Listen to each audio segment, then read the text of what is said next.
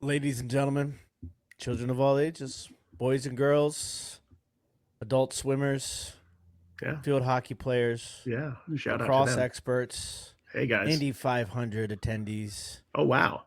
Welcome to No Bangers, episode number 47. Especially you all and everybody else as well. I feel like Tim was still in a Thanksgiving food hangover there, and like he Yeah, couldn't that's- just move, couldn't talk. That was He just sat there, like, borderline. That was borderline professional, and I'm offended.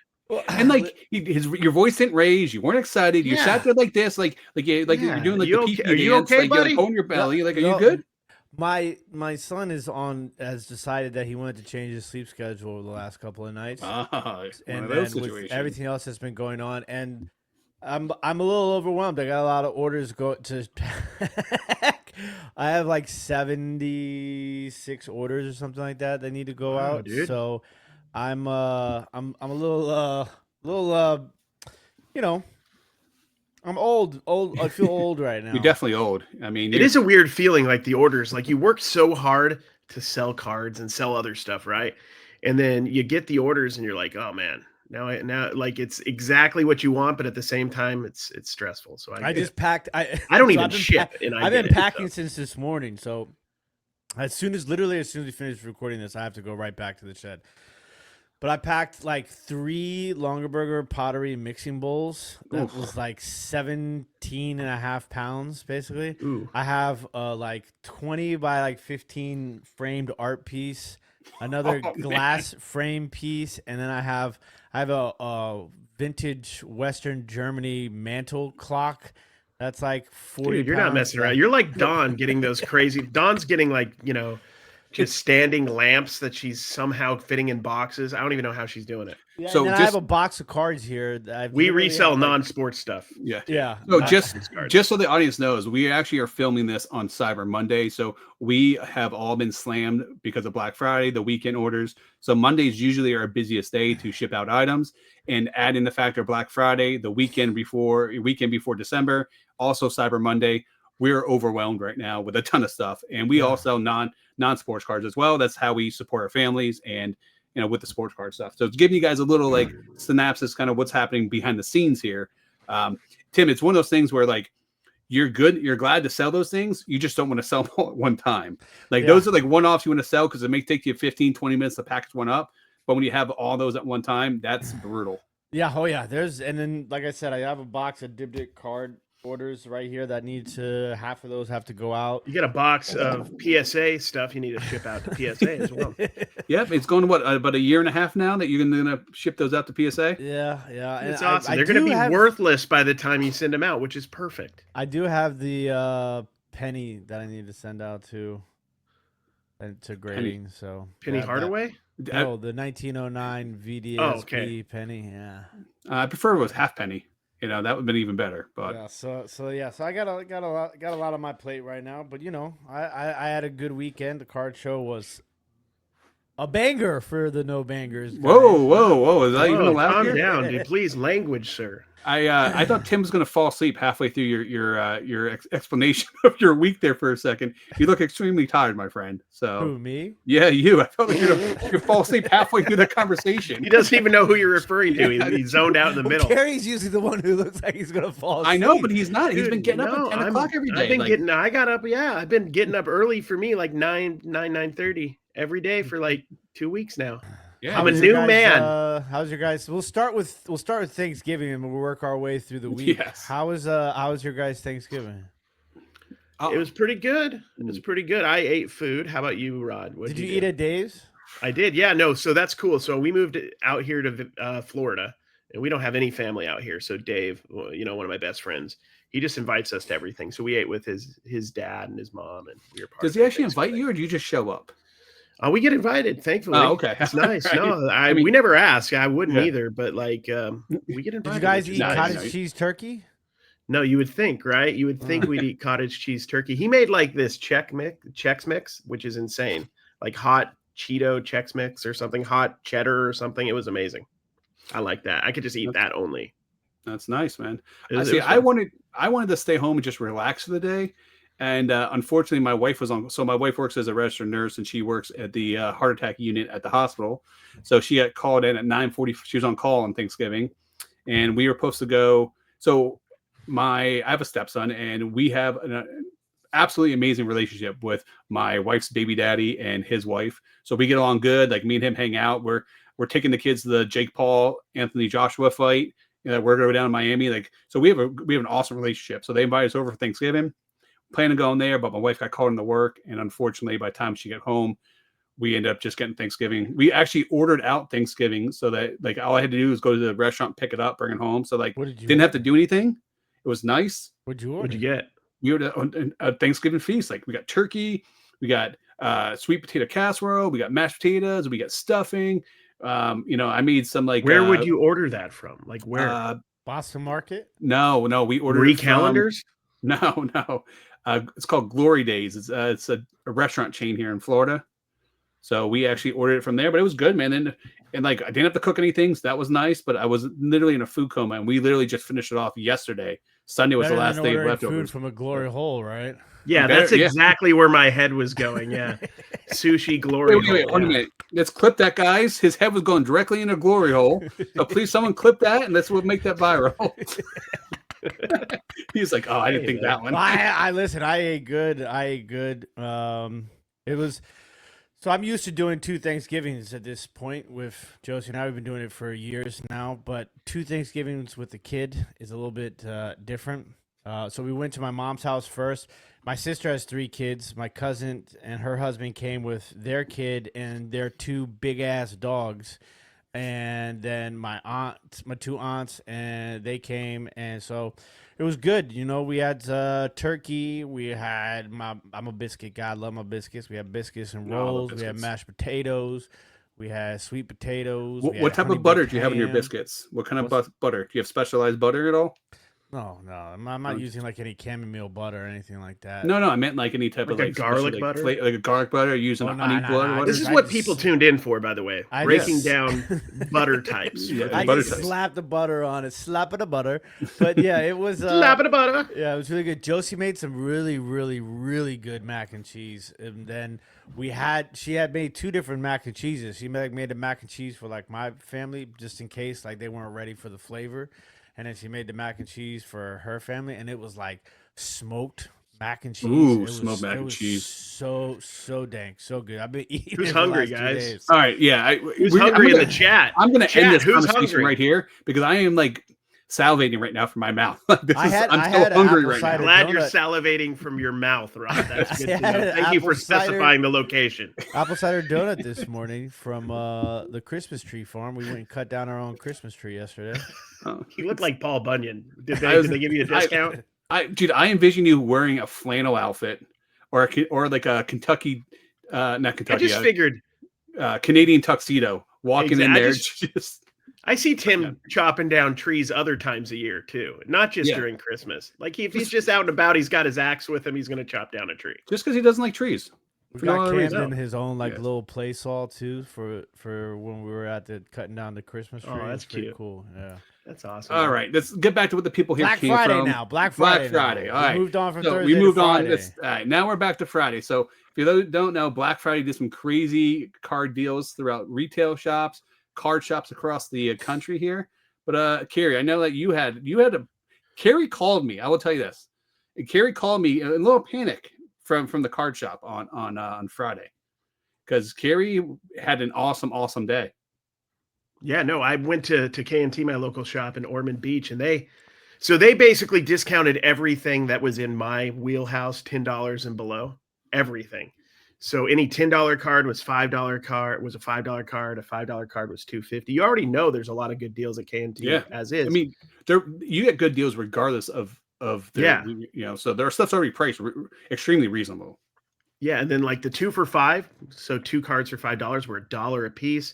And they also had their 10-cent boxes were a penny a piece, fill a whole box, 3,000 count for $25.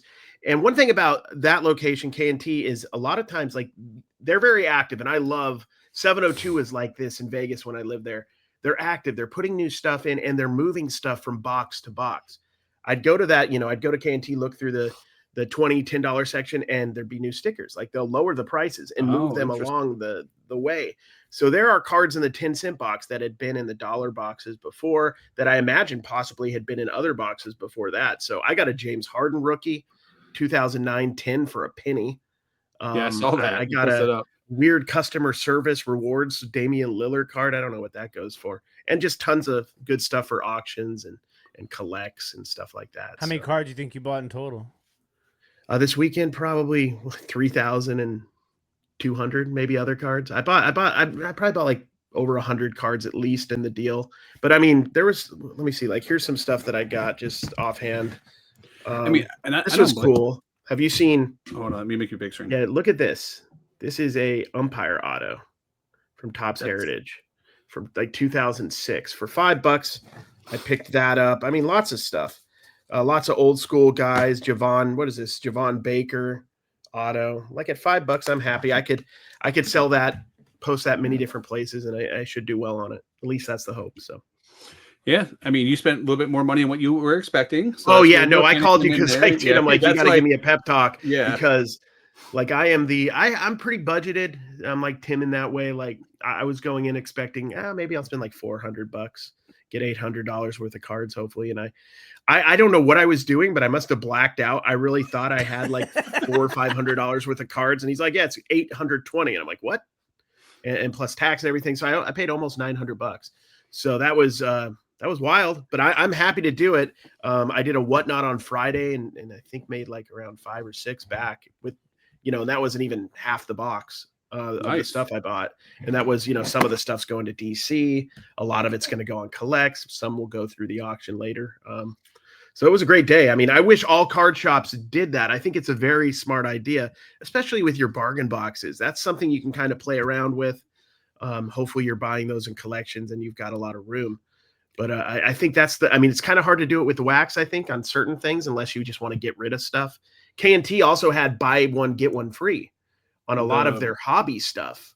Hobby boxes? It was, hobby boxes. They had like K-League Prism Soccer they were $100 boxes. They were buy one, get one free, but that stuff isn't very popular. Yeah. So they were pretty aggressive in moving their stuff. I think some smaller shops can do that, at the end of the day, like when you're allocated through like Topps or Panini, you pretty much have to take everything they have. You know what I mean? At that point in time, you get allocation. So you get a lot of product in there that maybe is not good for your shop. And a lot of shops will consider that almost a loss leader in a way, because they're going to make their money off, 75% of the other product they get in. The rest of the product, they just have to kind of move. So at the end of the day, like I would rather take, 75%, 80% of what I spent just to recoup that money back, to reinvest it back in their business. It's probably what they're doing there. Yeah, there's it's a product that's weird. It's Korean League. I wonder if it was made mostly to be sold, in Korea and Japan and stuff like that. And they ended up getting some boxes. It's a product that's odd, kind of like that combat anthology that, nobody wants. Not a person. Did you see? And there's like 3 people who buy it. The chase was for that product? Which one? K-League? I don't know. Or on Cam, or which one? The K-League stuff. I don't know. I don't know any of the. I think there's a couple like guys in like the Premier League that are from Korea, but I don't really know any of the players. We were asking like, who are you looking for? I think since it's Prism, you can get kabooms. So maybe it would have made sense just to buy them all and just look for a kaboom at $50 a box, maybe, because they were buy one, get one free, and I could have bought more than one. Maybe I should have bought them all 300 or whatever, 350, and bought 7 boxes or something. I don't know. That's kind of not my style too much, unless I'm going to do content on it. So my question to both you guys is, you talked about how aggressive they are at that shop. How many other shops do you guys go to or have gone to in the past that are aggressive like that? I guess you would have to go there on a consistent basis, but like your local shops, Tim, are they moving cards like through the process, like taking cards from a $20 thing, or are they just keeping it, once they price it, they keep it till they sell it? I go to I have like 3 different shops. And I think each shop is a little bit different, and it just depends also on how much volume you have. Like a lot of times it's tough because like some of these shops are consistently buying collections. Yeah. And it's hard for them to process all of them, and I think, they do a good job. It also depends on how organized you are as a shop, because a lot of that stuff gets put into boxes for people who are set builders. not as much now as the new stuff as the older stuff, obviously. But yeah, I think most shops are probably. I'd be curious to look at that. I mean, like, I also feel like there aren't enough shops doing the bargain box stuff. You know, like they should be. Like for me, like if you don't have bargain boxes at your shop, you're not a real card shop. That's my honest. Yeah, I 100% agree with you, man. I think a lot of people would say, like, if you don't have allocation, you're not a card shop. I would say vice versa. I feel like you could have, I mean, I've said this, like, my dream, if I ever did a card shop, which I'm not going to, would be to do only bargain boxes. And I don't care about allocation of anything. I don't want to work with anybody, Tops, Panini. I don't care if I get boxes, cool, but I'm not going to, it's not going to be the basically how I run my business if I did it. But I think you can't, I think you're not like a card shop. And this might be a little bit gatekeepy, but I don't feel like you're a real card shop if you don't have like bargain boxes and a lot of singles. Like you're actually selling cards beyond just boxes to open. You know, I feel like anybody could do that. No, CBS could do that. Yeah, but I don't think that model could work nowadays. You actually think that model could work if you had no allocation? Yeah, I think it would work. I think it would work better right now than before because people are preaching right now, buy singles, not wax, because of the prices of it. They always preach that though. No, I know, but like on a different level now. Okay. Because of the pricing of sealed wax right now. You go find a spot in a strip mall, 60s, 70s era. You know, you could probably get a spot for $2,000-ish a month, or maybe less, or maybe a little bit more. And then you just fill it up with bargain boxes, and you actually make deals. And you also run eBay and whatever else you're doing out of there. I mean, and you don't, because there's so many of these shops that are just like, oh, we just got a new shipment of this product we don't even want. It cost $8,000 for these 8K or whatever. I mean, that's a big thing, especially if you can't move those products. I think a lot of times the allocations is a nuisance. Yeah, because you want a few products where you can make that couple $100. There's stuff like that moves right away. That I understand, that's why people want the allocation, but there's also like a lot of stuff that I feel like is weighing people down. I mean, I think you can be a shop without allocation. I don't know if you could be considered a real card shop without singles. I know a guy who opened up a card shop last year. He's actually just hit his 1 year mark with his card shop. And Tops won't even look at you unless you're open for at least a year and you have like you don't need Tops. Stuff like that. No, but I'm just saying this for allocation. I like for allocation. But I'm just saying this. So his card shop is nothing but singles and bargain box, singles, stuff like that. And then he picks up retail product, or he'll have a buddy that has allocation that gives him a couple boxes to put in his store and stuff like that. But one of the things he has told me over the last year is like a lot of people call to buy product. So if he did have product, it at least brings people in the front door, which he gives them an opportunity to sell the other stuff. So like that's the part that would hurt someone I probably the most if you don't have the product. Because if you had product coming out consistently, people are going to go to your shop just to buy the product, and then they're going to buy other stuff. You know what I mean? So I see both sides of it. There is something to be said for the fact that if you're getting product consistently, you can kind of grow a little bit. It's not as choppy as a classic reseller model. Like, you're getting this amount of product in, you're spending this, and you should be able to make this amount. It's easier to kind of grow that way, I think. But like I said, I feel like for every hot product you get, you're getting a couple products or a product, in the batch at least, that isn't hot. And then you just have to have. So because it's part of your deal to have allocation. Ultimately, I think, like I said, I think most shops, it makes total sense to do both. But I'm just saying, I think you could do a shop without one. You just have to do it without allocation. You just have to be smaller. You have to be sleeker, and you have to really build the community. You have to put good stuff in boxes. You have to put good prices out there. You have to know who your buyers are. This guy's for whatnot. This guy's a collector, and you got to shop for those people. We buy stuff because we have buyers for certain teams and players. We look for that stuff. Yeah. I think that it could work. The biggest thing is going to be rent and stuff like that. So like, this is why Big Tom was so successful at the flea market, because his rent was very low. And that he sold nothing but bargain boxes and singles. So like I think at a place like a permanent flea market spot or something that you have like a small flea market would do really well. Yeah, do really well. So like that model works out extremely well. Also, it's probably better not to do a brick and mortar at all. I mean, speaking as someone who had a brick and mortar for most of my 30s, for my antique shop and my auction business in Utah, it's a lot of your profits go into, your rent and overhead. Yeah. I've cut almost all of my overhead out over the last 5 years, and I think it's much smarter to be as sleek and efficient as humanly possible, unless you really have that dream, to build a card shop. Know that it's going to be a massive, undertaking and a lot of money, and then you really have to be on your game to be profitable, and play the game if you want to get allocations, which is tough for Tops and Panini, I believe. Didn't somebody leave a comment on one of our episodes recently about their trip to the Brady card shop and said that they actually had a pretty good selection of bargain boxes and singles and stuff like Well, that? that's cool. That's good that they do. Because I'm I waiting saw for the one video. to appear in Florida. It's going to happen. It's got to, with how fast they're growing. Dude, it's going to have one in Tampa, right? I mean, I know. Why wouldn't they have one right by the Buccaneers? I could see Rod hanging out there, smoozing every day, just like buying cases of Rugrats or whatever they got on the shelf. Rugrats. That's gotta be. Come on, man. Rugrats, you would buy a Rugrats case. You would. Maybe. I would open a pack of it. I would open a box. I might buy Animaniacs. Would you buy a case?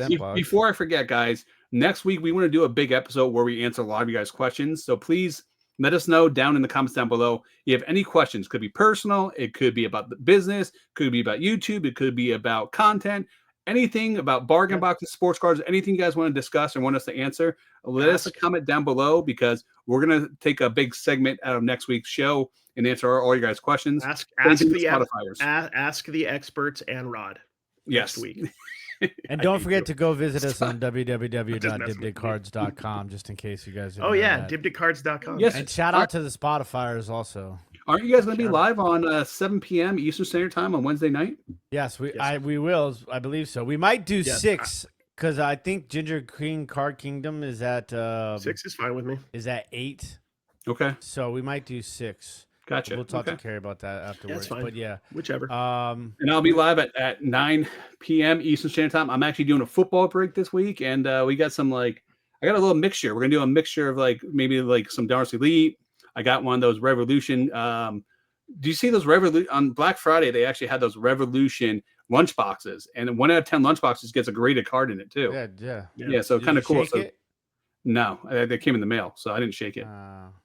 Here's the thing, man. Here's the thing. I lose all respect if you're shaking them, guys. Just pick one. I understand what you're doing. I'm tempted to do it too, and I might at some point. But for now, just pick one. Just pick one. Don't ruin it. Did you see the tour of Pac-Man's new card store with? I did. Isn't that up in your area-ish or something? No, it's Jersey, right? Oh, it's Jersey. Yeah. I thought he lived in Jersey. I thought he lived in Florida area. I was very confused. Guy, I think. Is he a Jersey guy? I think so. Oh, okay.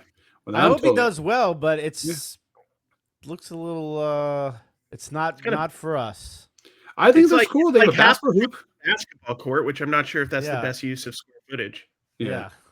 Although it's cool. They have I didn't see any bargain boxes in the tour. Just to throw that out there. Well, we didn't see any bargain boxes on the Tom Brady Vault tours, and they apparently have a bunch, right? I don't know. That's why I thought somebody left a comment. Oh, gotcha. Okay. I was watching a video. You're the comment commander. I didn't see it. You said out of multiple videos. I'm like, which video? I don't know. I don't remember, man. Yeah. There's Tim's asleep at the wheel, guys. You guys haven't noticed. He's asleep at the wheel. Okay, so I didn't buy anything on Black Friday. I didn't spend $1 on Black Friday. You didn't spend $1 on Black Friday? I didn't spend one. Well, let me rethink that. Yesterday was Sunday. Friday. No, I didn't spend $1 on anything on Black Friday. So I spent a bunch of money on Black Friday. Go figure, right? But dude, I will tell you the best two good deals. Number one was the Topps Target release for basketball was awesome. Yeah. Bro, those blaster boxes, you got 11 packs in the blaster box. Dude, the hobby boxes, you get 20 packs, and they're selling on the secondary market for $200+. You could have bought 2 of those at Target for $70. And you still would have more packs than the actual hobby. I don't know box. if the argument is that I guess it's a pretty good deal. I mean, $35. So it was more than what I guess for 30. I mean, you have to hit a case hit or an auto to make your money back. Bro, they were all loaded. Like I opened 2, and I didn't get anything super valuable in either of them. I opened one, I hit a case hit. So I got the VJ Edgecombe Hardware Classic, and then I went Oh, back wow, and bought that's 2 better. more. That's more than a case hit. That's rarer than a case hit. The hardwood one. Is it? I thought it was a Yeah, case that's hit, harder so- to get. They're like than a the case hit. heavy lumbers, but for basketball. They're like several cases, I believe. Okay. I mean, the best card I got was, gosh, I don't even remember. The blackouts look cool though. The blackout parallels, the and there blackout was cards new are cool. inserts. There's just so much. There is so Cooper much Flag- like base Cooper Topps Flag basketball base floating cards around are from all already these in the openings. bargain boxes, by the way. Oh yeah, I'm sorry. they are 100%. They're in bargain boxes already? I Oh, yeah. passed them up. Really? So, I think I would only buy. I I think $2 maybe would be maybe $3. I would buy a Cooper Flag at this point. Did you guys see something to look for in bargain boxes? Did you know that the placement of the rookie symbol on the Cooper Flags is different for the Costco release? So It's like that's that with all of them, what's up? like all of the top stuff. No, like the Costco. I thought the Costco release had a different placement. So it's like a variation of the actual rookies. No, Oh, wow. they have Wasn't it? what's called the companion variation. Oh, okay. So they do that with baseball as well. So basically, it's like a you know how in the complete sets there's a variation card in the complete Yeah. sets. It's the same sort of concept. So it's a companion. It's called a companion variation. Gotcha. There you Okay. go. Now, with the rookie logos, they change based upon like. You notice this a lot with like the baseball. I remember like O'Neal Cruz is the rookie card logos were in different places based upon like update Chrome or regular Chrome or Series 1, Series 2, like that sort of stuff. So like, yeah, but there is a variation. It's called the companion variation. But You know usually what it's I an want? image variation. I want more Cooper Flag rookies. If we don't have 6 million different base Cooper Flag rookies by the end of this year, are we even trying anymore? Are we? Are we going to have more Cooper base rookies this year, or more Victor base rookies when Victor's rookie came out? I think there's going to be more Cooper because they have the license. I don't know. I mean, but Panini what's doesn't have the coming license next? anymore. No, So- I know. Panini did really milk the. I mean, they're still putting out 23, 24 Victor Wembanyama rookies like last month, Dude, insane. which I So- don't know if we need to talk to Panini about how time works, but we probably should. Unless they have a DeLorean, they may have a DeLorean. They went back There in we go. time. It's like, we can make these, and then Exactly. Maybe that's what. Maybe that's their loophole. But I think Cooper Flag is going to be, and the problem is, I mean, Cooper Flag is not. He's good. He's average for a rookie. I mean, above average for a rookie, but he's not like Victor Wembanyama. So Bro, I think he's it's only going to be 18 an though. issue. Yeah, but how old was Wemby when he came to the league? I don't think it matters. Like, he's not doing I think it anything does flashy. Definitely matters. I'm saying it doesn't really matter that he's only 18 is what I'm saying. It doesn't really Oh. matter. If he's not doing anything flashy or putting up big numbers, it's going to I mean, it's he's going got to some make this pretty product crazy highlights so far, no? struggle, basically. What did LeBron average his rookie year? Because he was 18 coming out. Yeah, but you're talking about one of the best players of all time, though. I'm telling you, his Let's rookie year. talk Though, more. Well, let's talk more. Let's talk about Jermaine O'Neal. yeah, How what is many points did Jermaine O'Neal average coming out of high school? I don't know. That's why you jump on the Google machine and figure it out. Cary knows. Cary, do you know Oh, Jermaine O'Neal probably about 7 or 8 points a game. his rookie check. year? I got to plug my computer in because I'm not prepared. 1 second. Oh, okay. So LeBron averaged 20.9 points his rookie year. Played 79 games. What's Cooper averaging right now? 16 As and a of half? about 16 points. So I mean, he's not too far off. It's about 5-point difference there. So I mean, that's not bad, and he's playing a new position too. So, but It's not It's gonna bad, be- but it's not exciting. It's not going to drive a market. Victor Wembanyama was a 7'12" guy who shot 40-foot threes that could dribble up the court like a point guard. Cooper Flag, I have more muscle than Cooper Flag has, for the record. I don't know about kid- that. I that kid is not very- Cary is not a big Cooper Flag fan. I've noticed this. I'm over the just last saying- few weeks. I'm just saying. You're saying you he's- hate him. Just say it. Just say I don't hate him at Cooper all. Flag. I just don't think he is He doesn't check flopping all in the the boxes terms for of you. being the poster boy for this year's rookie class as of now, and that could obviously change. And I'm not saying he's sucking. I'm just saying like a 16-point per game mid guy is not going to propel a product, is it?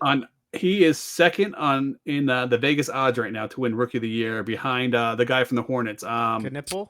Yes, Or is it the other Knipple. guy? Knipple, I think. Do you want to go through rookies of the year? Michael Carter Williams. Oh, he's setting the hobby on fire, right? Is his stuff going really well? Who else? Alvin Adams. You guys remember Alvin Adams? He was rookie of the year. Rookie of the year. In a year where it's you a bunch see of what the PSA 10 Cooper Flags are going for?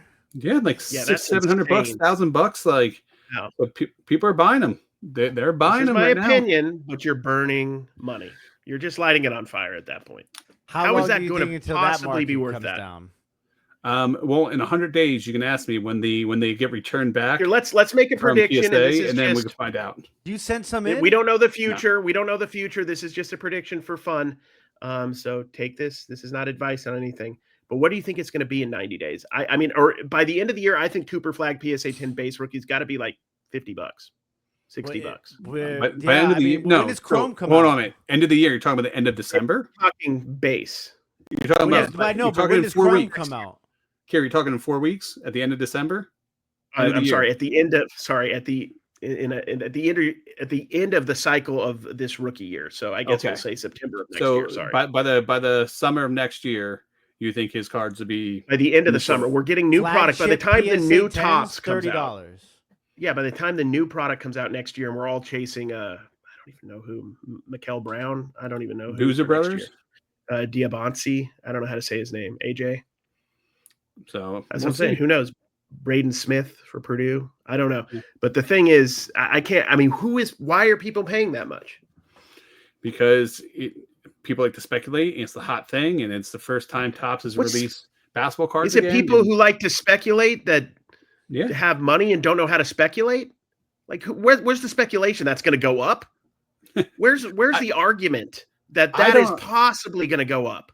I don't understand why people are paying that much money to a base card. Like, I don't get it. Like, the insert's okay. I can understand. You want to get the insert, limited edition, it's excited whatever. People with a lot of money, which is a great group of people to sell to, I guess, right? I mean, that's what we want, though, right? That's right. We want people to be spending money on and not care about what the market's going to be. Guys. Yeah, don't speculate. You can speculate in a proper way. Be careful with your speculation. I mean, you can speculate by grading stuff and then, getting 3 to 5 times your money. We're going to talk more about this in a little bit, Tim. Spectacles, testicles, wallet, and watch. There we go. We're going to talk about that. We'll get back into that, but we got all those right. We'll do a deep dive in that there a little bit later. Locked and loaded. Tim, you're about to say something. What were you going to say there? Spectacles, testicles, wallet, and watch. Oh no, not that's anything but. I don't have my spectacles, and it's just one testicle, so I'm spectacleless. Testicle. I don't have a wallet or a watch, so I'm pretty much not involved. You don't have a wallet? I don't have a wallet either. We went over this already. Yeah, you guys. I don't have a wallet. You don't have a watch. What is this? I have a money 1985.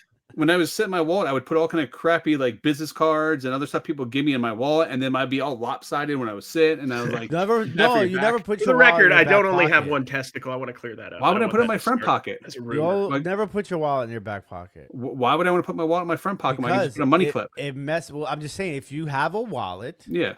You don't put your wallet in the back pocket because it'll mess up your spine over time. Yeah, I know that. It's I get that. That's why. See how many people like that are old now that were rocking the wallet and the rolled up, with the cigarettes in their sleeves in the 50s. They all got scoliosis. My dad's wallet when I was growing up was my dad's size of a sandwich. It was a sight. Like he had to have a rubber band around the wallet. Like I'm like, bro, what are we doing here? There's like a Arrows. I don't know if y'all know what Arrows video is. It was like a Blockbuster. Shout out if anybody in chat knows what Arrows is. Arrows or Hollywood Video. Those are like Hollywood Video. Those were other Blockbusters, but like Arrows was legit. They had the big red cases for their videos. Just whichever one wasn't charging late fees on returns would be my favorite. I worked at Blockbuster. I know all the in and outs. Dude, my buddy, like my best friend growing up, he worked at his parents owned a jewelry shop in a mall. And in that mall, there was a Blockbuster, but like a family owned video shop. And we were allowed to go there and get video games and stuff and just put it on his parents' tab. So awesome. We were just going in just like we got to try everything. We didn't even know what we were getting. Nintendo. We were just like, I got to play this. I got to play that. And then we just put it on his parents' tab. That's good awesome. life. So we're on a Saturday now? Yeah, we're on a Saturday. I know you had a Saturday. What happened on Saturday? Go. Yeah, Tim had a great day at the card show, though. Man, so I'm gonna go through the week. We're gonna go through each day of the week, guys. It's a new segment. Tim just doesn't know what day it is, so we need to like clarify because he's like I said, he's sleeping at the wheel. But go ahead, Tim. Saturday, I went to the Mid Atlantic Sports Car Show. Absolutely crushed it. It's interesting because I started out because I got there an hour before the doors opened. Basically, like more like 45 minutes after like I parked and everything like that. 45 minutes before the doors opened because I knew that people watch my videos know about the guy who I founded, has the crazy bargain boxers. Turns out that guy also watches my videos now. Oh, does he? Yes. And Okay. he brought it up to me after I checked out. Well, I'm gonna go back to that here in a second. But go ahead, keep going. Talk about your day. So I got there and I didn't ask to get in early. I thought maybe I could, but the line into this place is it is crazy how many people go to this show. So I was numero uno, first person to get into the show. And he was set up in a different place this time, literally right behind the table that you pay at. So like I'm like looking, I'm like, okay, he's got his boxes. I'm looking at the line. I'm like, I don't see anybody in here yet that's like, getting behind me that's going to try and get him a box. Then I seen like people who are other vendors kind of thumb some of the top loaders, and I'm like, damn, they going fine. And then they didn't get anything. So I'm like thinking in my head, I'm like, we are about ready to go to town. And he didn't have anything remotely close to what I was buying from him the previous two shows. So that was kind of a letdown. I literally usually buy like $100 worth of cards at least from him. I bought like 4 or 5 cards from him. So I was like, I started off and I was like pretty like bummed at that point, but 2-3 tables down, I ended up putting together a crazy stack. I bought a graded card. You guys know I don't really buy a lot of that stuff. But... Well, I mean, since you haven't graded your box in the last 3.5 years, has been sitting in the grade, it makes sense that you would go out and buy a graded card. I'm going to guess it's a BCCG Jordan card. No. It is a... Hold on, let me make you full screen. There you go. It is a Johnny King PSA 10 first Bowman auto refractor to PSA 9, buddy. PSA 9. What did I say? 10? PSA Yes. 9. Yeah, PSA 9, Johnny King. So is it dual graded or just just one. Okay. I hate dual graded, but why? Yeah. That's what people want. No, they don't. Yeah, they do. I guarantee you, if you find a dual graded, and the auto is graded a 9 and the card is graded a 10, sells for less money than a card that just has a 10 grade, no auto grade on it. Guaranteed, all day. Guaranteed. 100%. All right, people at home, look this up. Put it in the comments right now. This is gonna be one of those situations where Tim is talking before doing the research. Ever grade your autos. Bad. It's the stupidest you don't grade thing in the world. You don't even grade. So how are you gonna give advice about grading? I'm telling you right now, it makes zero sense to do. It makes Rod, a lot of sense. You grade, but you also don't care about money.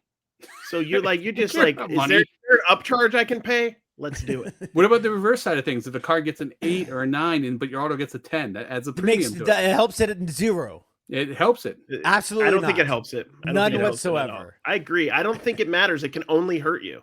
Exactly. In the case you get a 10-10, it would help, I think. But outside of that, I think it only hurts you, right? Yep. A 9-10, it doesn't add any value if the auto is a 10, right? It would only help if you had a PSA 10 with a 10 auto. I want you to prove it. Start doing some research, Tim, and you send me later on today. You send me a bunch of text messages, and I will review your text messages and come up with a conclusion for next week. So, guys, turn in next week to see the proper answer. I just feel like that's just another way that PSA can get your money. Let's grade your. Exactly. Also, at that same table, I found a Brooks Lee Mojo image variation in the dollar box, which is probably like a $30 card. But that card right there had a $40 sticker on it, and I added it in after he totaled up all my bargain box stuff and got it in the lot for $30. But in the grand scheme of things, I paid $1.42 for it. I bought 204 cards that spent $291. So awesome. So it did really well. And then I found at that same table, I found a stained glass Tom Brady out of Prism Draft Picks, which I didn't even know existed. That is a very interesting card. I have the Jameis Winston right now. Those aren't case hits, though, are they? I thought those were normal. They are. I think they are. I think they are. I think I've seen many of those throughout the years, though. Because they sell for like the last sold was like $50. Yeah, mine was like my Jameis Winston goes for like 20. So Yeah, so like I didn't know about those, right? Like those are kind of sneaky. And then I picked up I did want to show y'all this. Tim's trailing away. Tim always likes to talk and just wait from the At microphone. that same table, I had to pick up this Michael Parsons. Oh, pretty cool patch on that, that patch right? is cool. Yeah. It's numbered to 49. That card would be great if it wasn't for in the Cowboys uniform. Yeah. But I also the big cards. So those are some of the big cards. Obviously, like that Johnny King. I don't. I'm thinking about putting out a short to see what people think the value is on that based upon the statistics that I have. Because I think you should. Yeah, I think that would be an interesting conversation. I think it's a $150 card, in my opinion. Okay. What did you pay for it again? $1.42. I'll double up right now. Double it up. $3 Well, plus shipping. Technically he paid 30, but he's adding in his buy cost for everything at the card show. Exactly. Yeah. Cost averaging. Yeah, but I mean, like between that and I got another Bowman auto, the Brady card. Another sneaky card I picked up. Matt Milano, Contenders draft picks, blue foil auto, non-numbered. How much do you think that's worth? $20. It's like a $20-$30 card. Yeah. In the dollar box. Nice. And so like for me, like that was another big card. You know, and then obviously the biggest card of the show was I knew that this was going to happen, and everybody who goes to card shows should be looking for this because people were so quick to throw those red rookie cards refractors in the dollar boxes that I found a Drake Baldwin red rookie card refractor who won Rookie of the Year. So I could, in essence, turn that in for $100 in Fanatics cash, but there's no chance in hell I'm doing that. So how much did you pay for that Drake Baldwin? It was literally in the 15 for $10 box. So are you just going to sell it as is? Yeah, I think I'm just going to sell it. Probably try to get somewhere between 60 and 80. What's the equivalent? Like $100 Fanatics cash? What would you settle for in actual human cash? 60 to 80. 60 to 80. Okay. There we go. So someone make Tim an offer. That's Tim's exchange rate right there. So someone make Tim an offer and then take that card, trade in the Fanatics, and get $100 to spend on. Would you do a partial? Would you do 50 cash and then 30 Fanatics cash? No. What am I going to do with Fanatics cash? Well, you're gonna buy what are you buying right now? Yeah, he's gonna get into it. Get into breaks, man. Yeah, man. Spend $30 on a break. Get yourself some base cards. I wonder if the Fanatics cash is equivalent to dollars. It is. I think so. It is. Yeah. It's dollars on their site for the product. So I can buy one mega of Topps Chrome basketball and like 3 1-touches. Yep. Probably 2.5. So you're good to go. 3-touch. You'll get a 3-touch. You get a 3-touch. Yeah. Yeah. So the card show is dope, man. There's a lot of good stuff out there, and I bought a skimboarding card. That you're gonna say I bought a skimboard. I was like, that was random. Skimboarding card, Young Guns. So for those of you that don't know Upper Deck, Young Guns is like their first Bowman's. It's more well known for hockey, but I bought a Young Guns skimboarding card. Do you think the people at Upper Deck are just like trying to one up themselves, like each other, basically, like who can find the more random athlete? I love it. You know, like I want them to do a throwback set. Upper Deck, if you're listening to the strongest, remember those strongest men competitions on ESPN2 when we were kids in the 90s, where they would like throw logs. Oh, man. It was always like one dude, but it wasn't the same dude. Like they were all named Magnus. They were all Magnus. And I was like, damn, this guy already went. What are we doing here? No, they're all named Magnus. And they're throwing kegs over I would eat up 15 that set, dude. Mix walls. that with an American Gladiator set, and I'm down. Bro, So a freaking match used tennis ball from American Gladiators. They have American Gladiators laser shot. Oh my gosh. Dude, they have those from the early 90s, but if they brought it back, that'd be awesome. Do it, dude. Cut up the tennis balls, man. Cut up the plexiglass shield. Give me a piece of the aggro crag from Guts. Oh my god. This is what we want. A piece of the Legend of the Hidden Temple. Give me the Green Temple. Gopher t-shirt cut or whatever. Slime from Double Dare. Slime from Double Dare. Get me the Mark Summers freaking bow tie or whatever he wore back in the day. God. Omar Gooding, Wild and Crazy Where is Kids, Nickelodeon in the card game? SpongeBob? No, wait, SpongeBob. Yeah, SpongeBob's Nickelodeon, right? Yeah, it is. Yeah. There should be more of that, nostalgia. There's nostalgia for kids of all ages. By the way, 2000s. Did you guys see the thing about non-sports that we may have the biggest non-sport release next year? So Yeah. in a Pokemon group, one of the creators, one of the voices, I forget who it was, but someone associated with Pokemon Voice would of send Ash Ketchum. okay, yes. Pokemon. So literally Gotta catch showed a him. picture. Oh, Showed a picture of stickers that they were signing, but it says like certified archive. It's the same exact stickers that Top uses. But next year is going to be the 30th anniversary of Pokemon. So are we going to see like a Topps Chrome or like some type of Pokemon release next year in Topps? Like that would be I hope so. that would I be think the it's a biggest release. no-brainer. I don't see how it hurts Pokemon like the regular set. I think it's just a win-win-win. I would get excited about it. Could you imagine getting like a Charizard? What is it? What's the 101? The pink ones, the Paparachas or something. You know what I'm talking Papadash's about? out of Sapphire. Yeah, like that. Papa I mean, I think Gorillas that's. or something like that. Dude, I think it would be bigger than SpongeBob by a bit, by a Dude, that would be- bit, by a a bit, by country like- mile, man. dude, they would break the internet that day. If Topps did Yeah, a it release would. a Pokemon card, it would break the internet. So I'd be That would screaming definitely banger. be- I would be doing it. I'd be at GameStop at 3 a.m, elbowing people. $10,000 hobby boxes incoming. Oh, dude, yeah, that'd be dude. nuts. So I'm Tim- not going to see. I'm going to be excited to find a base card in a $5 box. I'm like, oh my gosh.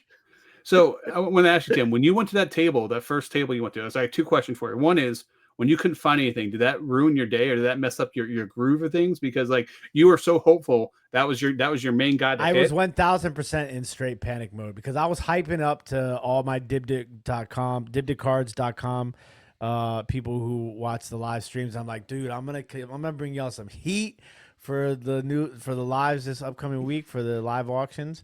And like I went to that table and I was like, oh, what do I do now? And so I got lucky though because I just turned right back into normal card show. That's all. But how long did it take for you to turn it right back? I mean, did it 5 minutes? So 5 we went minutes? to the Okay. next table and I started Because- finding stuff and I was like, oh, okay, here we go. There's times where I've gone to a card show and like you get like a half an hour into it, you're like, this is brutal, man. I'm like, you're not. I mean, you eventually find something and you turn around, but like it can really affect how you pick in your mood. I think that's with anybody going picking. Last I never card let it show I affect went my to. mood. Yeah. I just have to alter my strategy a little bit. Gotcha. Okay.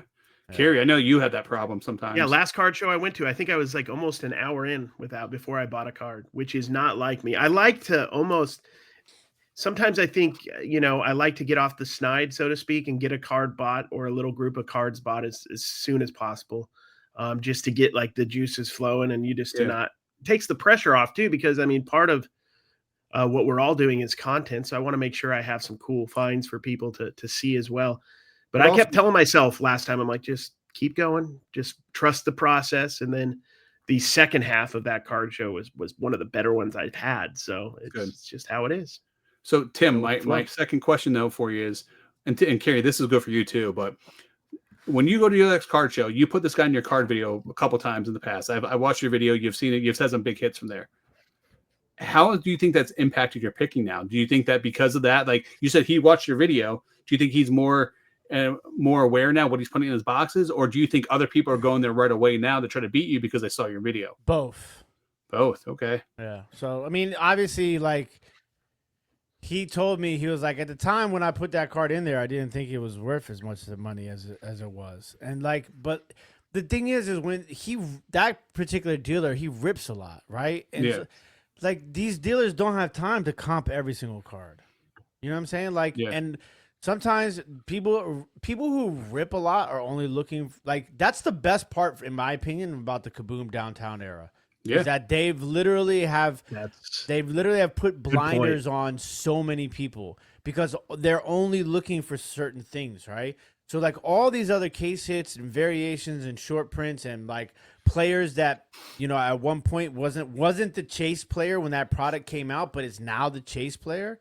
Like there's thousands of cards. They don't have time to go back and look at all that stuff. So like that's where I come in, and it's like like it wasn't like it was any like it was really cool about it. We laughed about it and everything like that. But like he saw it and he knew.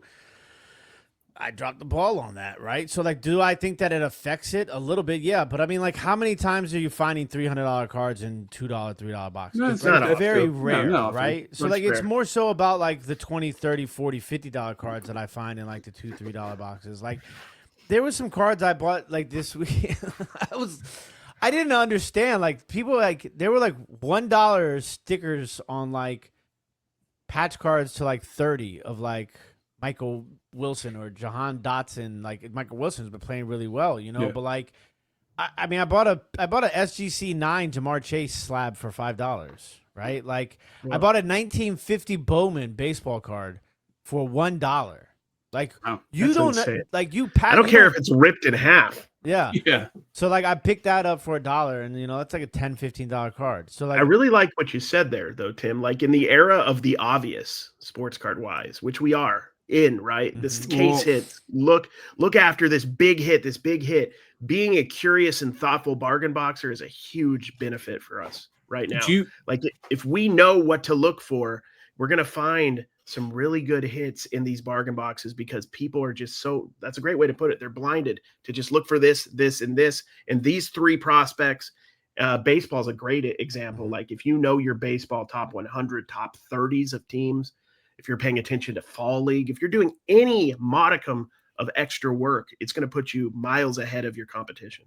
I think Tim hit the nail on the head with that because I cleaned up with like WNBA cards in the past because people were just looking for the Caitlin everybody Clark. wanted Caitlin Clark. And then when the Bowman U Chrome came out for basketball, and everyone was just chasing the Cooper flag, they were throwing all the women cards in the boxes, all the other prospects. So man, I cleaned up with that too. Cary and I, the prime example of that. We've got that big old box of open packs of Prism draft picks, Bowman U Chrome, and there was one other, the Sage stuff. I think it was Sage. Remember with the yard sale at the 100 Mile? Yeah, yes. And we ended up finding 2 case hits in that box, and like awesome.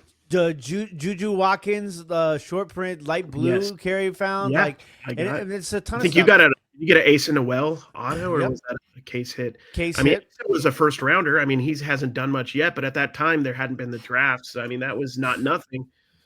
We paid next to nothing for that entire box. That is their biggest strength as bargain boxers is just education.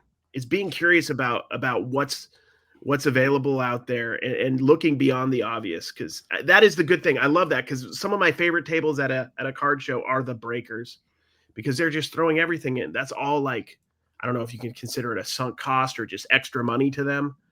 You know, they just want to get rid of those cards. They're not going to put them on eBay or send them out to DC or whatever they want to do, or do live auctions, single auctions. So they're happy to move those. And that's I think the women's stuff is a great point too, Rob, because like for the longest time, like during that whole time, like I was obviously, you know, people were pretty familiar obviously with Juju and some semi-familiar with like Hannah Hidalgo, who recently just broke the record for most points in a game for Notre Dame women's basketball, who's had some really good players. You know, one of my favorite women basketball players from the past was Skylar Diggins.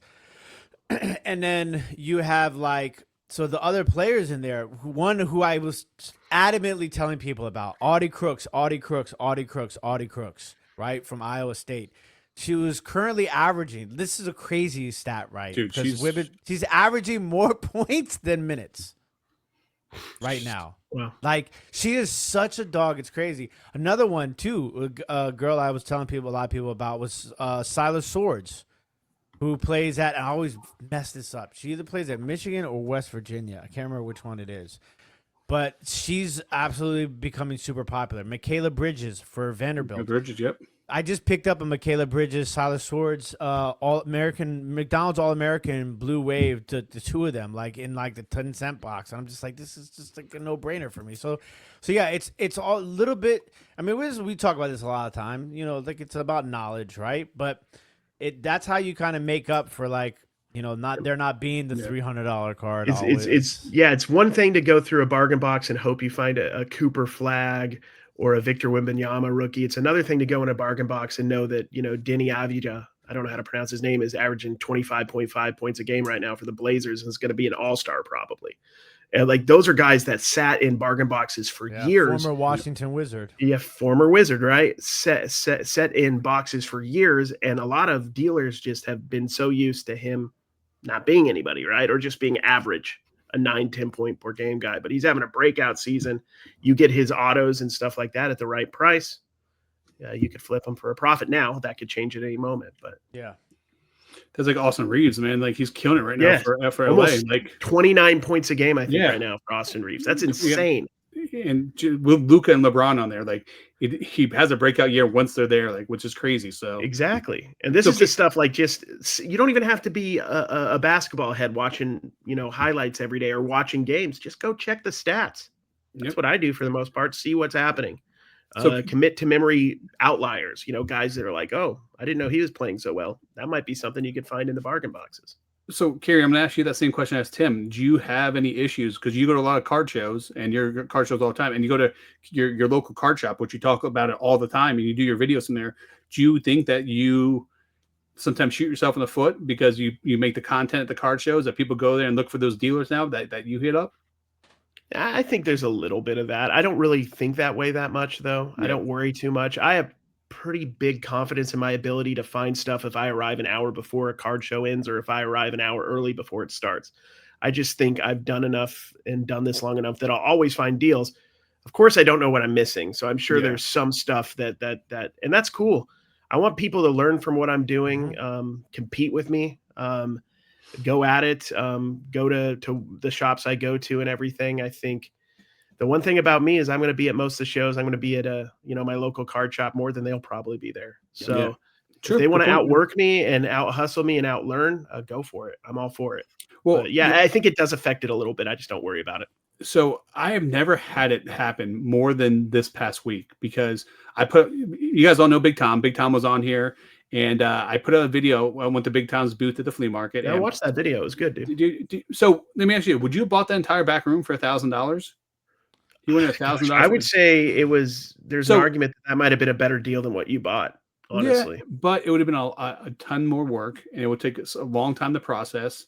True. And and this is the thing about the video. Like, Tom had good stuff in the back room. The 2 boxes I showed were stuff that he took to card shows. So a lot of people think that whole back room was filled with that stuff.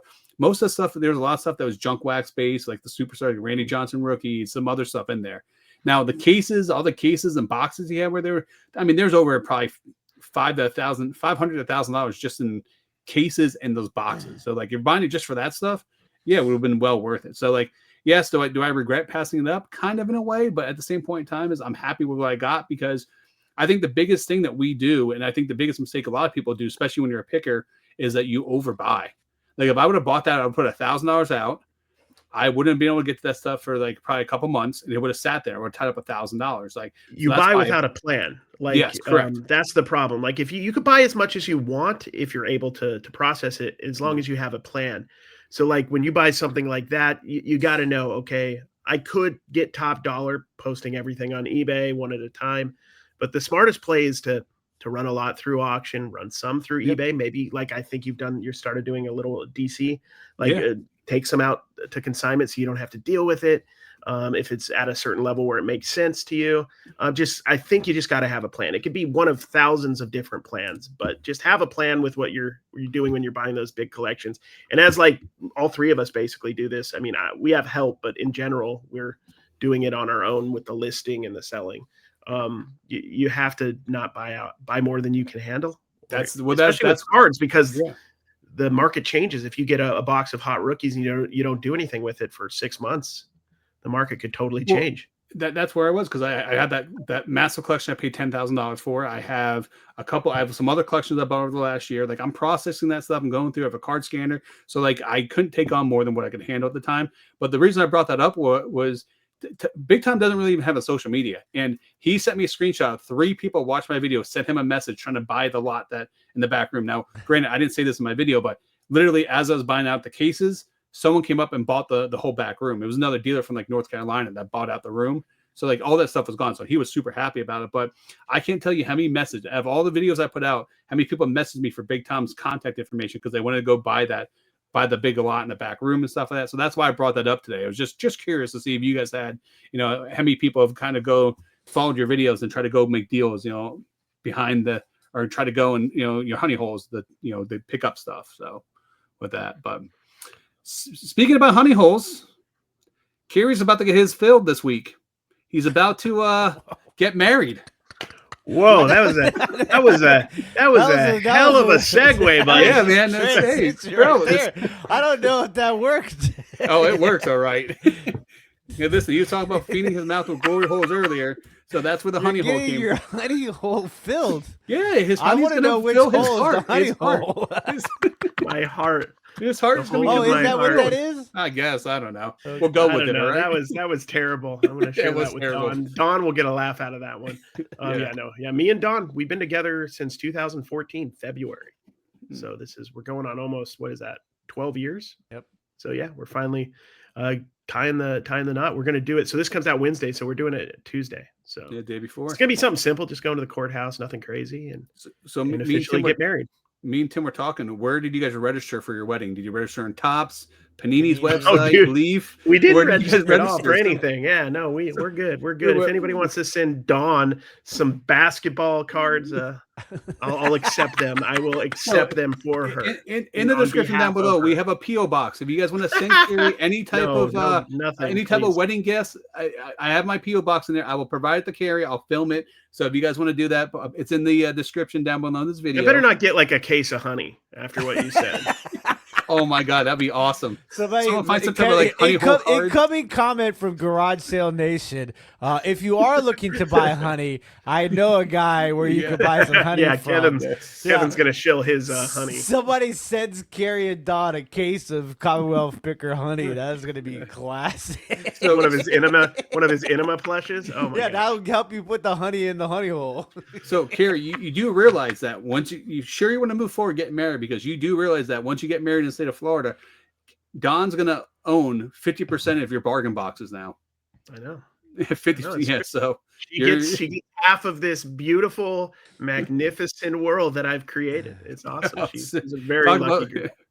I'm super happy though, because you guys, for those of you that don't know, Don and Cary and I have hung out multiple times on the road, and we always it's a full blown party for like 2 weeks every year. Oh yeah, we have such a great time. So I'm Rod, really we all hang out. It's guys. always a blessing when we get to hang out with all the guys, you know. And it's interesting because a lot of people don't know this. We're in like a general American picker group of friends, and also like our card group of friends. So we've had the opportunity to hang out with Don doing sports cards only, and then also hanging out with Don looking for glass and MCM, stuff, at yard sales. So we've done it all. Side note, I think I've turned my wine key into a bayonet. When Tim goes to jail, that's what he's going to shank people with. He's All already righty. practicing. Now we know. Right, well, there we go. All right, so I'm over here doing my ADD fitted. Is that your prison name, White Cheddar? Is that what we White determined? cheddar? Yes. I forgot about that. Oh my god, that's funny. So I got a box in the mail, and I want to talk to you guys about, because this is something I've been preaching about week after week, that we need more transparency for the card companies. And so you guys know about Bo Jackson's battle arena. We talked about it before. I'll make myself big here just to show this. We've been in the arena before. Yeah, so I got this. This is the new Ken Griffey Jr. box. But cool thing is I feel like they're listening to the audience, because one on-card auto, no sticker autos with these, which is huge. But look what they put in the box, which I thought was awesome. They actually included a Bo Jackson base set and highlight checklist, and on the back of it, they included a Bo Jackson autograph checklist in here for all the different players, which has like the hero name and then who's inspired by. And then they included this one right here, which is the list of all the battle photo parallels and inserts that you can get. And then they actually show all the weapon inserts on the back. So it literally helps. Smart. Yes, this helps educate the audience about this. Is what I've been talking about, preaching for week after week. We need more stuff like this, full transparency from the card companies, because this is how it's going to help people learn. And so I will say Bo Jackson's Battle Arena, they're doing it right, man. They're in a step in the right direction. They're the only sports sports TCG card out there right now that I know of, unless there's something I don't know about. But I mean, what's your guys' opinion on that? You think that's good for the hobby? I think it's awesome. I love the whole concept. I think it's brilliant to kind of cross the two biggest collectible markets, I'd say, right now, and TCG and sports cards. I think that's brilliant. I think they do a great job, the design-wise. They're really nice designs. I think it's a cool concept. Big name autos, on-card autos, numbered cards, Bo Jackson. I mean, it's also interesting because we've seen what it's grown to. Like, we saw it the first year it came out when Cary and I were in Cleveland, and it was like nothing. Now it's like a big deal. The cards are selling for crazy money. They're now have a distribution deal with Target. Yep. They They have a national tournament, which they give over what $250,000 or $100,000. Yeah, we have to figure out how to play so we can go win that. I'm just waiting for like some competitors. Like, when is there going to be like Ruben Sierra's Fight Dome? Ruben Sierra's Fight Dome. Sean Bradley's Crash Bicycle Dome, I whatever. wonder where you're going with the Sean Bradley thing. Tread lightly. Sorry, Sean. Pun intended. Rod does not speak for all of us. Where is Dan and Demand when you need him to run the thing at the beginning of the Leftovers podcast? Hush your mouth. Unlike Rod, we feel bad about what happened. So. All right, Tim. Is he alive still? He's paralyzed? He's paralyzed though. Great job, Rod. I'm the bad guy, apparently. Here we go. I'm the bad guy all of a sudden. He's still alive. Well, Utah has a bad string of that because Mark Eaton, I think, also had like a bike incident. I don't remember if he got hit or if he had a heart attack or something. Utah Jazz legend. So when was the last time you rode a bike, Cary? Oh, dude, it was probably 1992, 93. I was going down. We used to go down hills in California, no hands because I was a baller, no helmet because it was the 90s. And then one time I flipped fully and landed on my butt, and I was like 9. And I realized, like, at that moment, I'm like, oh, that was incredibly stupid. And I don't think I ever did it again. And I lost some innocence there because I used to just go down like it was the most fun. You ever go down hills with no hands on bikes? Oh, yeah. Dude, that was the best. I'll tell you this. On acid. On acid. I was 27. it was on Thanksgiving. No. So growing up, the Philadelphia Eagles moved their training camp to Lehigh University, which is like 10, 15 minutes from my parents' house in Pennsylvania. And Lehigh University is on this massive on top of a mountain. So I would get up every day at like 6 o'clock in the morning. I'd ride my bicycle to the top of this mountain to wait in front of the cafeteria to see all the Eagles players going in for breakfast. It was me and my 2 buddies, and we would just load up on Argas. We did it every single day during training camp. And then it would take me like anywhere from like 45 minutes to an hour to get there from my house. And literally it would take me 15 minutes to get home because it was just straight downhill. I would go so fast. I'd be passing cars and my entire wheels and my handlebars were just shaking. And I had no helmet on. And I'm like thinking back to my parents. I'm like, how the hell did you guys allow me to do that? Like, if I wiped out, man, I would be like Sean Bradley right now, in this. Yeah, you had to get home in time for TGIF, get a little step-by-step in, a little full house. Yeah, oh man, perfect straight. You are kind of like Cody, Rod. You are like Cody, kind of like a douche. Lives in the trailer in the back. Rod is kind of like Cody, like kind of martial artsy, but not really. Okay, I'll take it. Deep cut. I'll take it. This is a deep cut. I know it's a deep cut here, step by step, day by day. I see what you two are doing.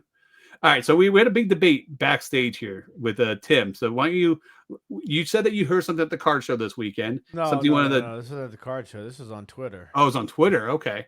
So what was card show? The internet's card show. Yes, that's right. So tell us what the statement was and why you disagree with it so much, because I find this very interesting because I think there's truth in both of the way you're going to go and then the other option that people can go. So, well, in reality, it's really not any. I mean, it's not a debate, in my opinion. I just think that people took. I just think people took the question and made it into their own question. I mean, I got people so mad at me they like blocked me. I didn't even follow them, but they blocked me and like. I mean, I'm trying to block you right now.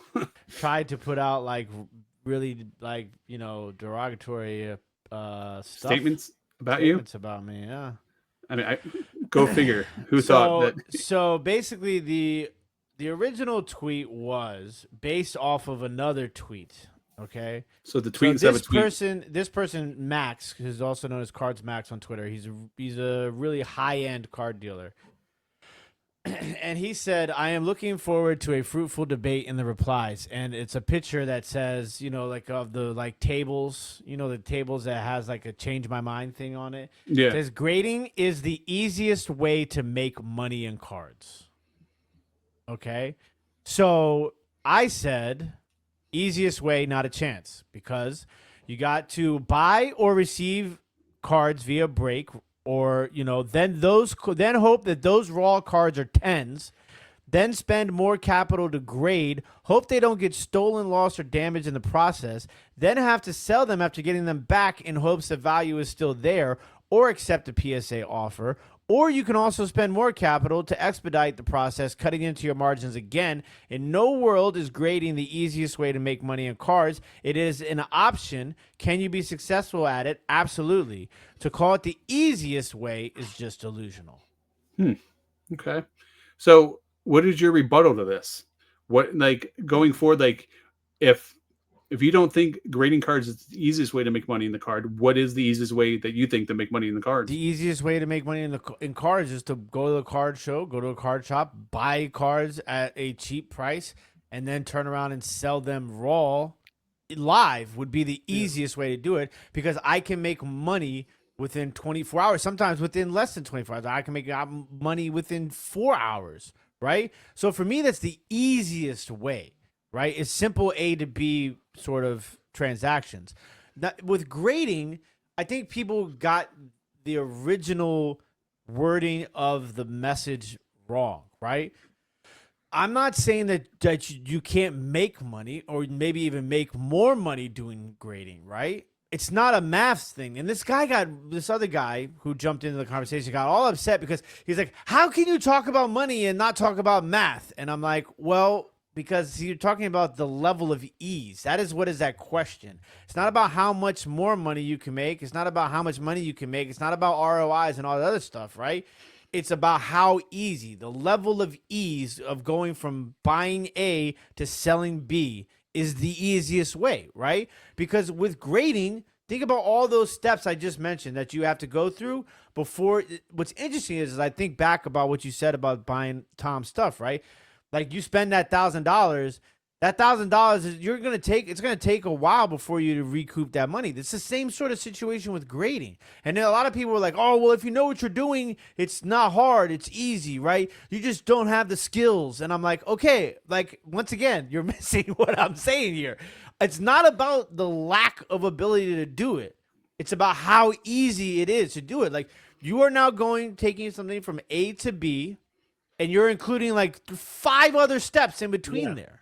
So, like, I don't understand why it was difficult for some people to understand that, right? Like, But will you make more money grading raw cards than me selling raw cards? Probably, right? But it's going to take you. It's going to take you longer. It's going to take more capital. And this other thing too is that, like, I'm not disagreeing with you that you can make a shit ton of money selling graded cards, right? Buying raw and turning them into grading and then selling them. I am not debating that. And you guys have heard me talk about this multiple times. Like, I would like to get to the point where I take my card show cards, I save some for live selling, I list some raw, I send some off for grading, right? And I send some off to like rinse and repeat. I'd like to be able to do all of that, rinse and repeat, but I'm not personally there right now. That being said, there's no debate, in my opinion, of that being the easiest way because of how many steps it takes. So you lost me in the step process, because let me just put it out there. So you go to a card show, you dig through a dollar box, you buy a bunch of cards, you spend 3, 4, 5 hours here, you come home, you go live and you sell them during a live auction, or you list them on eBay and you sell them.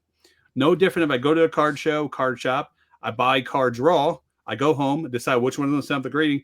I package them up just the same way you're going to package up your cards, and I mail them the PSA. Yes, so but PSA is not necessarily buying them from you right then and there. When you I understand that. So your thing was the ease of the process. Yes. So I think the process, both of them is ease, but I think that the point that's being missing, and I think the point you're hitting home is that the turnaround time. So they're at PSAs at 100-day turnaround time right now. You're going to tie up that money for 3 to 4 months before you actually get those cards back. Before there's the whole. I know that we're talking about ease here, but there's the whole money aspect. Now, ultimately, you could have plenty of money to do all of the above. But let's say you just had $100, right? And you bought a card and you want to grade it, and you hope that you're going to get a 10 and double your money. Let's say $200, or you could take that $100, go bargain boxing, and maybe you make 150 back. Let's say you don't get 200 back, but you get that 150 back that night on Whatnot or within a week or two, and then you flip that 150. Gosh, how many times over before that PSA card comes back? 7 times, 8 times over in the 6 months it takes. You could end up with that $100 turning into $1,000 because you constantly are flipping over and making money. If it comes back in 9? Well, that's why you need Exactly.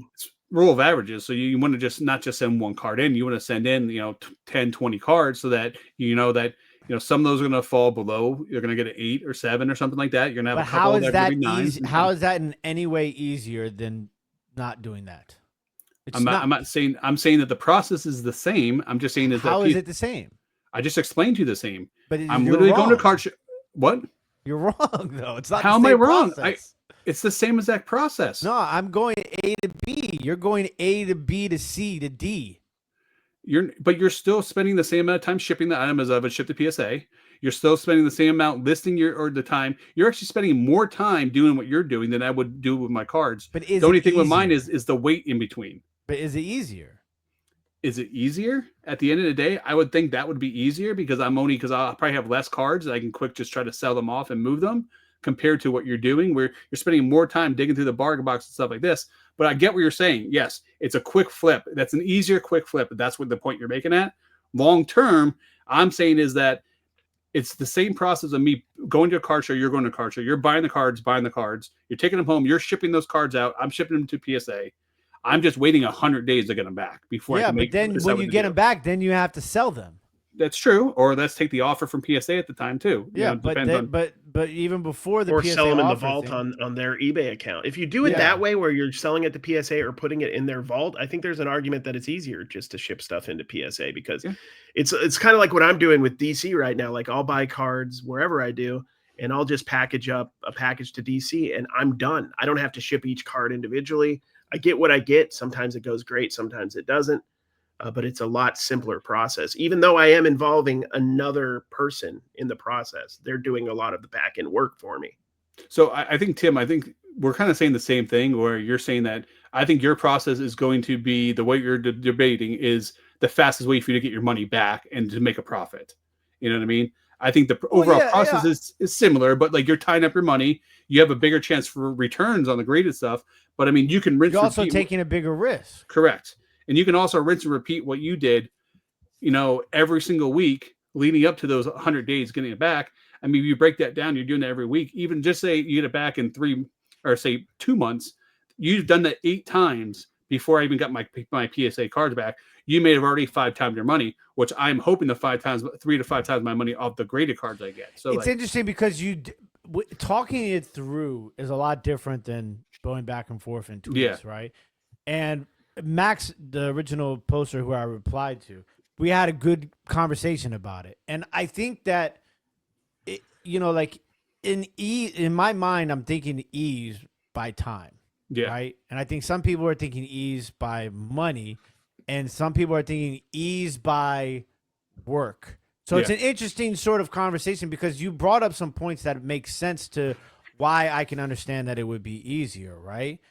But for me, I just feel like when I hear the word easiest, I think about the least amount of steps, the least amount of risk, the least amount of, variables that are out of my control. Sure. To me, those are the things that like make it not as easy as what I may do. But I mean, if you think about your risk based off your math and how you do your card shows, every time we have this conversation, you have never once said my buy cost is $10 per card per show. It's always like 97 cents, $1.32, $2.11. So like at the end of the day, like if you took those cards to send in, your buy cost is going to be very minimal based off you're taking the rule of averages off what you buy. So, but now let's add another factor in there. What about consigning cards? Do you think? Well, then when Cary started talking about DC sports, I think that's if I had to say it, like say we were using the measurement of ease to work, that would hands down be the easiest based on measurement of work, because you're literally just buying it, sending it all off, and you just sit back and wait for the money. Yeah, right? there's 1,000 ways to make money flipping sports cards, and it depends on what you value the most and what you're looking to do. You can here's the thing with like DC that's interesting too. In particular, is like if a card, I've talked to Rod about this. If a card is over $25, $24.99, they upped their rates to 87%, up to like $500 in that range. That's better than eBay's fees if you just sold it on eBay yourself. So you're actually I making asked more. you before I forget. I asked you this question. And you never answered me.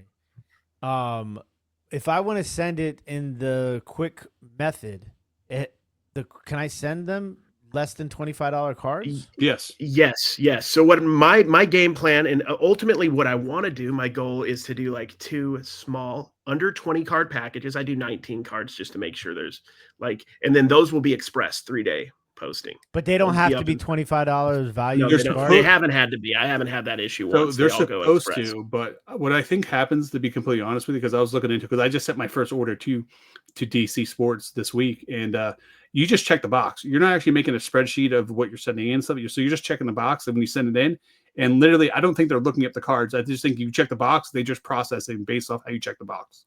Okay. Yeah. So that's my. I haven't had an feeling issue. Yeah. I mean, on there. I'm trying to send the best stuff I can, but there's going to Yeah. be stuff that's under that for So- sure. Every shipment. Some shipments are mostly under, but yeah, if it's over 20 cards, then it takes like 10. Right now, I think it's like 10 business days, which isn't crazy. So You can send 500 cards. you both made really good points on what we're debating on that, the ease of stuff. So I'm and I want to hear from the viewers too. Let us know in the comments down below. When you talk about ease of selling cards, what do you guys consider the easiest money making? Do you say the turnaround time to get your money back, or the process of listing and getting rid of? Like, where do you consider that? Like, if you're looking to buy cards, the easiest, and that's Yeah. the thing that's interesting. Is like it's a really interesting question. yeah, I agree. Because what is the easiest way to make money in sports cards? What that's going to be defined by is what you define easy Time, as. Time, money, work, money. Yeah. Yeah, So- what's the thing, you want something to be easy that probably is hard for you or a constraint on you. So if you don't have a lot of time, you're going to value whatever's easiest might be something that takes you the least amount of time. But if you're starting out and you don't have a lot of money, your biggest weapon you have in your arrow of quivers, your quiver of arrows rather, is your time, right? Yeah. That's where you can make your money. You can go dig for an extra 2 hours in a bargain box where somebody else doesn't have the time to do it. So that's where you can make up for the lack of money, is through digging and education. So it depends on what your constraints are. If it's money, you might want to, what's easy to you might be similar to me and Tim, which is what's going to make us the money the quickest, So that we you can guys, go back. Yeah. So when you guys are looking to buy, if you, like, for example, let's just say I'm set up at a show and I say, hey, I'm gonna make you guys a killer deal on this whole box of stuff. What's the first thing that pops to your mind? Is it going to be how fast can you move it? Is it about the amount of time you're going to spend in it, or how fast you get your money back? Like, what's the first thing that you go to if you walk up to my table? That if I was in that situation, the first thing I'd be is I need to find 5 cards that are going to make back what I pay for the box immediately. That's my first thing. So quick like, flip for you. If I know that there's 5 cards, like say the bot, he wants to sell me a 4-row box for $100, and I find 5 cards worth like $75 in the first row, then I can thumb through the other rows, make sure it's not base, and then I'm in, right? But like for me, that's the other thing too, is it has to be what before I even get into how much money I'm going to make off it, how quick I'm going to be able to move it. I guess this kind of falls into how easy it's going to be for me to sell. Is like I can't take on 3 rows of base cards. There's absolutely 0 sense for me to do that. So like that's the biggest thing for me, obviously. Yeah, for me, it's can I make my money back on this purchase in 1 or 2 auctions? So within a week. At some point in my career doing this, it might not be like that. But for me right now, I'm like, if I'm going to spend $300, can I make an additional $300 in, let's say, the next 2 big auctions that I do? And then hopefully that's with the least amount of cards possible out of that box. And then the rest, once you kind of have that initial money back, then you can go, okay, I'm going to post some of this as a buy it now and let it sit for whatever. I don't care at this point. I got some extra, fodder for the auction. I got some stuff I can build lots out of, whatever you want to do. But I want to get that investment back. And that's not always, that's not necessarily even the smartest way to do it. But if you're concerned about, having cash and cash flow. That's how I do it. So Yeah. So it's funny we're having this debate because I think mine changes almost like a chameleon based on the situation. I'm going to change to my environment. how many cases are available? No, but like for example, like the big Tom buy, like their value was there. You could at $1,000, you could definitely make money on there, but it was too much at one time. So one thing we didn't talk about, storage. So storage is going to be a big factor. Like if I was buying all these things, like I'm buying 30 something boxes out, like I got to store those and go through those, but it's going to take me forever to process this because there's a lot of $1 cards in there. You know what I mean? So like, I think that the first thing I'm thinking about you guys is how fast can I recoup my money? I think that's the biggest thing, especially with what we do, because I think one of the biggest mistakes people make, especially in doing what we do, is they overbuy or they don't process their stuff fast enough. And cash flow is king, because if someone picks up the phone and calls you right now and say, hey, I got a killer offer, $2,000. This is a $5,000 collection. You can quickly sell that and make your money back. But if you don't have that $2,000 on hand, now you're stuck between a rock and a hard place. You're going to miss out on a giant opportunity because you wouldn't recoup your money as fast as possible. And I think that's why it's so crucial what we do with bargain boxes. If we're able to go in there, find stuff, and then when you're buying stuff at your buy cost, like Tim at $1.35 a card, like he runs one auction, he's already recouping all his money for the weekend. Or like Cary said, he spent $900 at the card shop, and he did one show, he made $500-600 back already. Yeah, so you already made back half your money with one show. Exactly, and that's really how I feel like for a lot of bargain boxers, that's a smart way to. That's why doing auctions is an interesting thing to do if you're a bargain boxer. Obviously, you want to get top dollar out of every card, but just the amount of time, even with Card Dealer Pro, even with the scanner that it takes, because you could post everything and then have it sit in a box for 10 years. So the key is to figure out that. That's like my favorite part, and I know you're like this too, Tim, and you too, Rod. Yeah. Like we get back from a card show, and then I'm starting to put cards in piles. Okay, this needs to go directly into the auction. This is going to go to DC. This is going to go in my buy it now pile for wherever I'm going to put it. And then that changes. I'm like, oh, this stuff sold really well in the auction. I'm okay taking some of the buy it now stuff that I was going to post that I haven't gotten to because it takes forever. And I'm just going to put it in the auction because I feel confident with this stuff right now. Or, this player started playing well. I'm going to take it out of my buy it now box, that I have listed, and I'm going to put it in the auction, send it to DC, vice versa. Just want to let you know that we can do 7 to 9. That was just me being tired, realizing now that Ginger King Card Kingdom's card break show is on December 6th at 8 o'clock, not December 3rd at 8 o'clock. All right. And Rod, please schedule your break. I had to get the rest of the product. Did you schedule Wednesday then, Tim, or do I need to? I scheduled it for us. Okay. Yeah, cool. I haven't scheduled yet because my box hasn't arrived yet with the rest of the stuff. So and I can take my photos and pop it in there. Always but anyway, schedule well, I think that's pretty much it. Let us know in the comments down below, guys, what is the most important to you when you guys buy out? Is it time? Is it the money? How fast you can get your return back? And I think Tim talked about doing the trifecta where you're selling stuff right away, you're putting stuff online, and then send stuff to the grading is the ultimate goal, is which we all want to get to, and to maximize and grow your business. Like, it's so expensive. I know. So you got to be smart with it, man. Long. I know. What am I doing? Every time I get close to wanting to grade a card, I look at it and I'm like, do I really want to do this? You just need to send it off, and then you do it every month. So then you get the returns coming back every month. And then that's what I did with comic books. I started out grading comic books, and I would just send an order in every month. So in return, when they eventually come back, I would get an order back every month. So if I send 10 cards, how much is that going to cost me? $200? Well, I mean, if you give them to me, I can send it to my bulk, and they'll be like $21 a card or whatever. $21 a card. Here's the thing. I think the only way to do it, and I am in the same boat, is you have to make a commitment of probably a number 20 a month and just do it for a year. Yeah. And then look back and see because I don't know if we can ever fully know the benefits without really giving it a good old college try. In my gut though, I see so many things in my head when I'm thinking about it too. I think about it and I'm just like, by the time this gets back in 6 months, everything could change. I can get this profit right now. Why risk it? Yeah. But I mean, for something that might not even happen. If like Tim's grading 1948 Bowman, boxing or something, yeah. like, you know what I mean? Like, it's not going to be that much of a change. So that's, I think it's going to matter. So but if you're dealing with grade your 1948 Bowman boxing, or something like that. So, but anyway, Tim's so confused right now. He's like, wait, I have 1948 boxing. Where's Rocky all my? Marciano. How do they know what I have and I don't even know? No, Rod made a good point. Break out all your Mickey Mantle rookies that you've been in the shoebox and send them in. That's all we got to do is just send the best cards in the world in, and then you won't have a problem. Like, great point. That's a great point. All right, guys. Final words, Love Tim. it. Anything you want to get in here so we can move on? www.dibditcards.com, America's favorite place to buy and sell trading cards.